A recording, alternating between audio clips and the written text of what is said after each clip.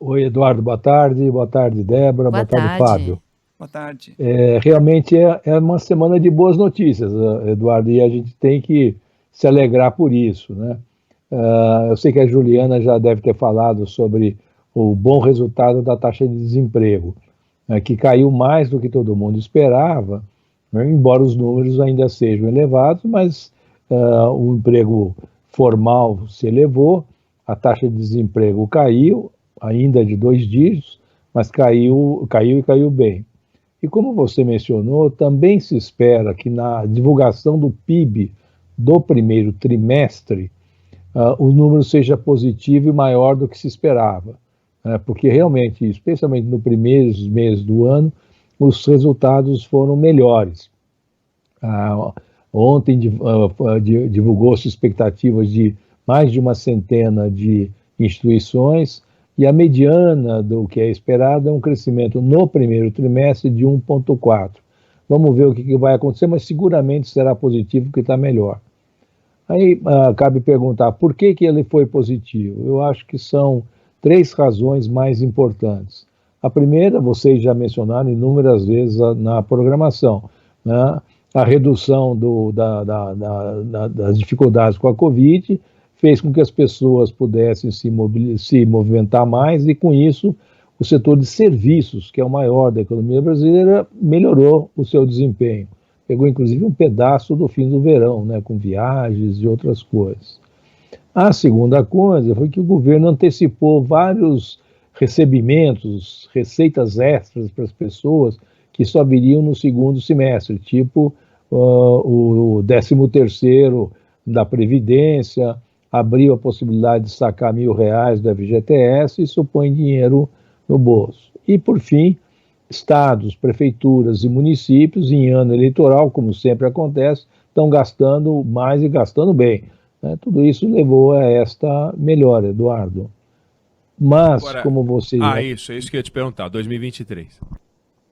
Não é uma melhora sustentada nem para o segundo semestre, né? Há muita dúvida, antes de falar de 23. Por que isso? Porque algumas dessas coisas não se repetem. Digamos assim, o restaurante estava fechado, aí ele abriu. Isso, quando tem a abertura, isso é positivo, impacta no PIB. Depois ele continua trabalhando, ele precisaria crescer mais uma unidade, coisas assim, que não tem horizonte disso.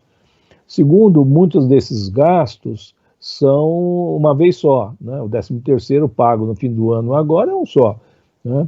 E o terceiro, mais importante, a taxa de juros está no espaço. E os seus efeitos já estão começando a ser sentidos por todas as pessoas e as empresas. A inadimplência está aumentando, o crédito está mais caro, etc. Então, já no segundo semestre, se a gente somar a situação internacional cada vez mais difícil, esse pique, digamos assim, do início do ano não deve se manter. E no ano que vem, o que aconteceu? Que 100, não estou falando 90, 100% dos analistas que elevaram as expectativas de PIB esse ano rebaixaram do ano que vem, porque está ficando um entulho, né, uma herança ruim para o ano que vem. Então todo mundo melhorou desse ano, mas abaixou o ano que vem, de tal sorte que, somando os dois, nós não saímos dessa situação difícil que está marcando a economia brasileira, Eduardo. Isto é, Agora, nós vamos continuar andando de lado. a gente tem uma melhora dos números olhando para trás, o primeiro trimestre e tal, e os juros estão na lua com o objetivo de derrubar a inflação. E a inflação corrói renda. Com a inflação, se os juros derrubarem a inflação, e eu queria te ouvir a respeito disso, se os juros derrubarem a inflação, a gente tem uma recuperação de renda, ou pelo menos tem uma perspectiva de recuperação de renda. Essa perspectiva de recuperação de renda não pode projetar números um pouco melhores para o segundo semestre? Ou os juros, do jeito que estão, vão sim baixar a inflação, mas não há tempo de poder produzir resultado para este ano ainda? Eduardo, a minha percepção é a segunda hipótese que você levantou. Por que isso?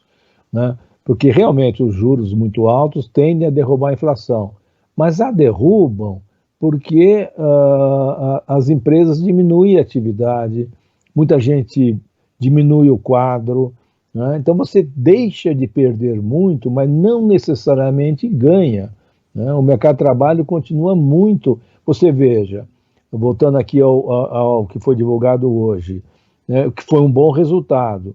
Ainda assim, em 12 meses, a queda do rendimento real médio para todo mundo é de menos 8%. Tem uma melhora, porque era menos 10%, né? Mas vamos combinar que é uma melhora relativa, né? Então, em si, a queda da inflação não traz melhora de renda. Precisa ter mais investimento, mais crescimento para aí sim ter essa melhora de renda. E é isso que não está no horizonte, que a gente tem que somar, inclusive, nesse período, nos próximos meses, a incerteza com relação ao cenário político e a incerteza que vem lá de fora. Então, não compensa. Quer dizer, é bom que caia a inflação, é necessário que ela caia, mas, per se, a queda da inflação não traz crescimento.